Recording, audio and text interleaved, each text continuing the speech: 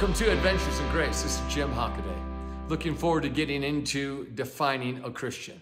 Well, number one, we do these videos, Adventures in Grace, because we want you to be open in your heart and in your mind to the idea that God actually wants to be real in your life. In other words, He wants you to see results of His involvement in your life, just like the children of Israel saw involvement of God in their lives. Number two, the realness of a relationship produces such great and wonderful confidence. That's called faith. And having faith in God, well, it works really well when God's real. So getting answers to your prayers, number two. Number three is that you would be able to share your testimonies with others. A real good testimony, just like this here today. It says, I was listening to Defining a Christian, number one, and felt inspired by the testimonies. I find myself wanting more of the Lord, a deep friendship. I've been standing in faith, thanking God for my husband to return to the Father God and give all of his life to Him. I thank God for who He created him to be and declare His true identity by faith, regardless what he exhibits. Year after year, I do this on my own, but realize today I'm not doing it on my own. God is with me and has been willing and working His thoughts through me every day. I'm grateful and look forward to the testimony. Well, why would that be a good testimony? Well, because look at what just took place. I found myself in a pattern where it's all about my own struggle to help someone to actually find God or return to the Lord. Then all of a sudden, something caused me to go, wait a minute, I'm not in this alone. And just the acknowledgement of God actually working in you to will and to do of His good pleasure, and God being on your side and His participation, the acknowledgement of that is actually what will bring His participation to light, so that we can actually have a testimony. I always like to explain the best I can when you have testimonies why it works, so that you just don't see that there's a testimony. You're able to actually get into the spirit of what makes that testimony work. Praise the Lord. That's really, really good. Well, today we're going to jump over into John chapter 10, you say, oh, well, weren't we there? Yes, we were, but we're going to go a few other scriptures here today. But I'm going to start right here in the 30th verse. Jesus said, I and my Father are one. We're going to come full circle right back around to this. And it says here in the Passion Translation, I and my Father are one heart and one mind. Then it goes on to say, again, the Jews picked up stones or rocks to throw at him. Jesus said, I have made a present to you from my Father of many good actions. Of course, the King James says, I've done many good works. For which of these works do you stone me? And he went on to say, which of these acts do you stone me? Talking about the miracles, the signs, the wonders, setting people free, helping people. For instance, His provision that He made for all the people. See, these are signs and wonders, things of God's involvement in life. Now, wait a minute. They're not signs and wonders that just follow Jesus. They're not signs and wonders that just follow a prophet, an evangelist, a pastor, a teacher, or an apostle. These are the influences of God upon your life and upon my life. And if we'll look for God in our life, you say, how hard is it to look for Him? Well, is God everywhere? Yes, He is everywhere. Then it shouldn't be too hard, which means it's just a matter of focus. If you'll begin to focus, you got an older camera that doesn't focus on its own, so you have to focus it. You move the lens to make things that you see that are there come into what? Into clarity, so that they're clear. Once you get it clear, so now it's focused really well. We're going to take a great picture because it's not fuzzy. It's not out of focus. Bring yourself into focus that in your life, it's not just the world that we see. God's world is in the midst of the world that we see. Two worlds at the same time, and you are spiritual to touch the spiritual world. You are flesh to touch the flesh world. Jesus said that to Nicodemus. That which is flesh begets flesh. That which is spirit begets spirit. So you being a spirit, you have the ability to beget spirit, or in other words, to see spiritual tangibility and spiritual results because you're a spirit, just as much as you do as a flesh person have the ability to see fleshly things take place. And of course, we're real good with that. But we can become real good with the Spirit. So Jesus went on to say, so why are you doing this? What have I done? Well, the Jews responded, we're not stoning you for anything good that you did, but for what you said, this blasphemy of calling yourself God. The Jewish leaders responded, we're not, or this then is the Passion Translation. I don't know what I was reading here. Hold on a second. I've got actually two of these put together, and it's the same exact thing, okay? So it's because of blasphemy. You're just a son of Adam, but you've claimed to be God. That's what the Passion Translation said. Just a son of Adam. Well, now wait a minute. If they were in the garden to see Adam, they wouldn't have said it like that. You're just a son of Adam. Because what they said is, you are a son of Adam. Now, the just a son of Adam shows you they don't know what Adam was. And we're going to talk about that. Because if you could see what Adam was, then you realize that sin has distorted and downgraded what a human really is. So these Pharisees are talking from a mere human, subpar level humanity experience of life that is nothing like the first Adam. So they wouldn't just say, you're just an Adam and you're trying to be God. So we're going to go back and look at what Jesus said, and then it gives us the right to look at some things that may define this even differently. So it says right here, Jesus answered, isn't it written in your scriptures that God said you are gods? Okay, so wait a minute. That can't be right. So the reference is actually in Psalm, turn there with me, and chapter 82. And let me read here, because it can't be right. Like Jesus wouldn't have just said, the scriptures say you are gods, and he's actually saying it to these guys who have an idea in their mind that's so far lower than what God created man to be.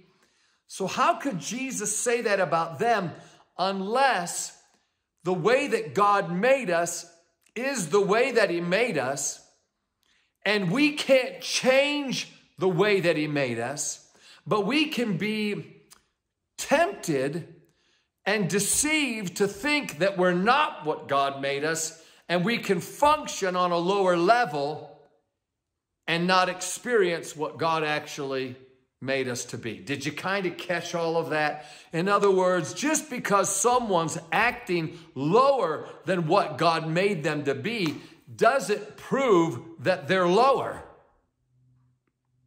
and that what God made isn't accurate.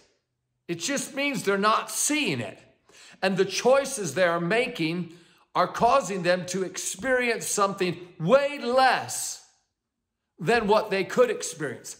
And their viewpoint is skewed and it's incorrect. So they went to say, you're just a man, just a son of Adam, and yet you're trying to act like you're God's son because you called him Father. So we're not gonna get on your back here and want to kill you and come against you because you did some good things, because we believe that God does good things through people, just like the ruler of the Pharisees, Nicodemus, said, you know, no one can do what you do unless God be with him. And then Jesus said, well, you really need to be born again. In other words, he took it to a whole nother level.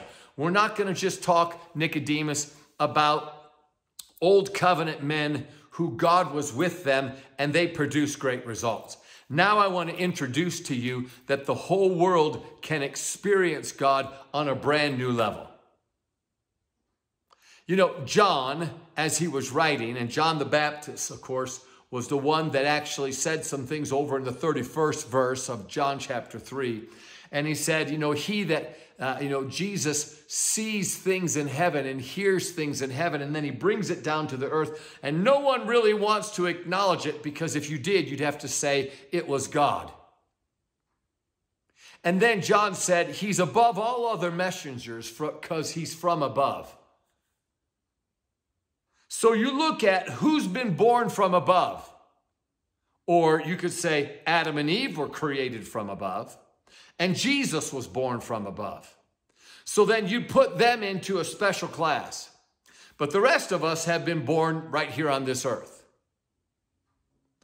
No, Jesus just got through saying to Nicodemus earlier, you must be born again. You must be refathered from above. You must be born of God.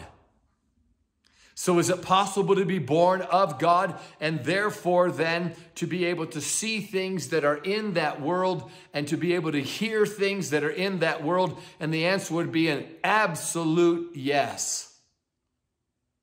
It is possible. That's what it means to be a Christian. So we're defining a Christian. So Jesus used a phrase. Well, didn't my Father say you are gods? I'm over here in Psalm 82. And, come on, just buckle your seatbelt and get ready to hear this. God stands in the congregation of the mighty. He judges among the gods, small G-O-D, gods.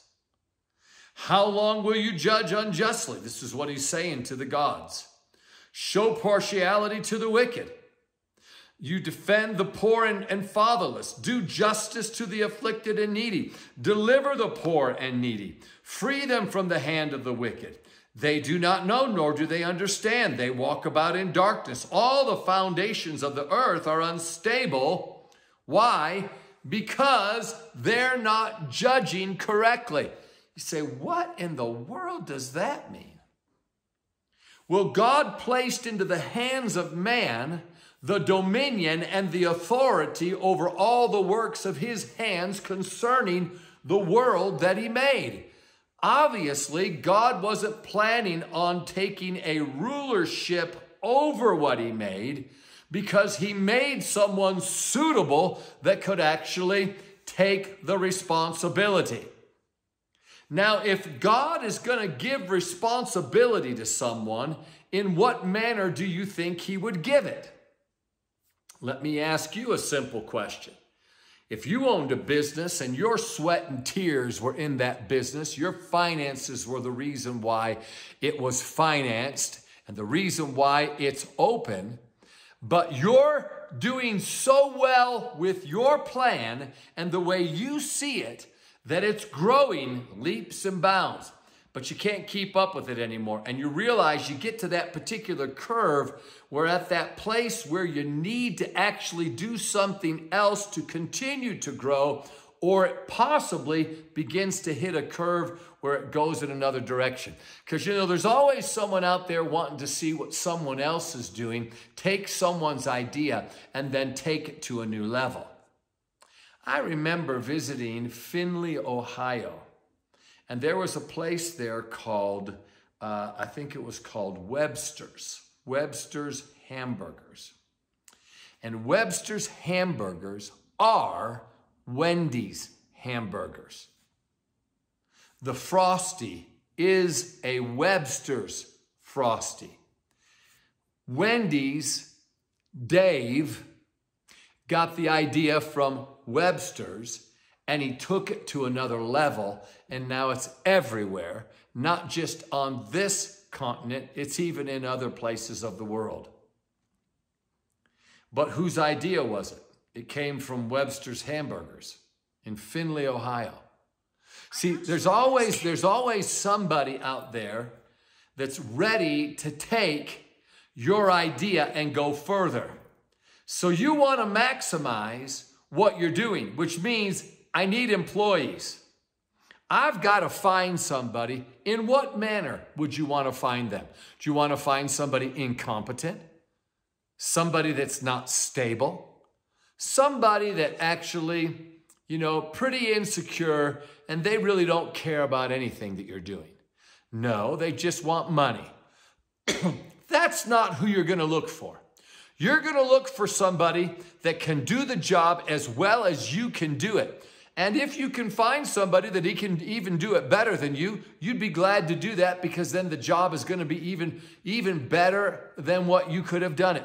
Then you're going to want to find somebody that's as responsible as you are, that will actually care for your business the way you care about it. So in other words, you don't come into the work the next day when somebody else closed the shop the night before and find water leaking all over the floor. And you ask them, did any of you see this? And then someone says, yeah, well, actually, I opened up that closet and I saw it, but it's not my responsibility. I just work in that department.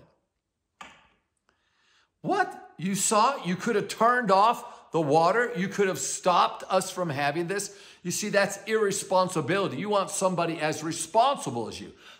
Well, as you look in the earth where all these humans are, you might find somebody just as responsible, and you might find somebody even better than you.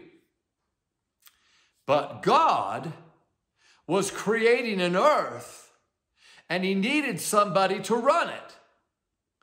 But there wasn't anybody created. Amen? So God had the opportunity to create a being that would actually be able to do what God wanted done in the way that God would do it, as well as God could do it. And he created him to have a sense of responsibility to do it in a manner that would be honorable to the way God wanted it done. So he created Adam. He created man. Even the angels in Psalm chapter 8, what is man that thou art mindful of him, the son of man that thou would visit him?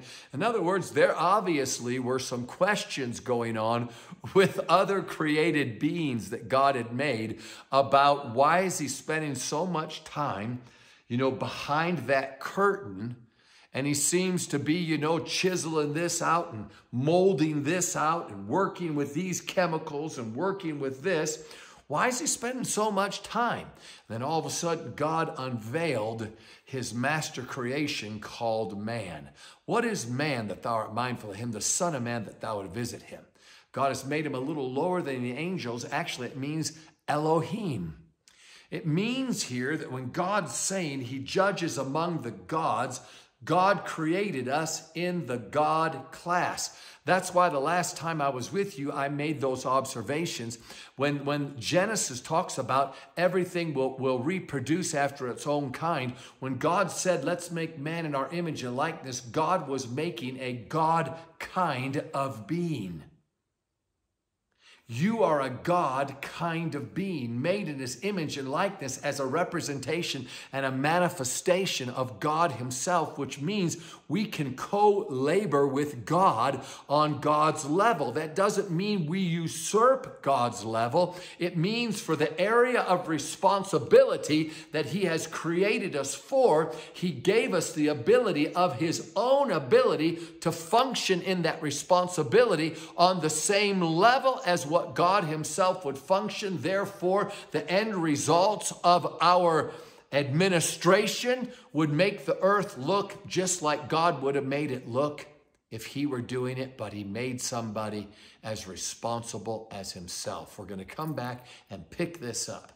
Defining a Christian. Make sure you go to jhmi@jimhockaday.com, and don't forget to send in your grace stories, even if they're small and seemingly insignificant. We want to have our minds opened to the many different ways that we're missing God in our lives, where he's there at all times. So your grace story will open someone else's mind to see God in the manner in which you saw God. And there we go, step after step, God becomes more and more real to all of us, and the testimonies will declare and reveal that Jesus is Lord.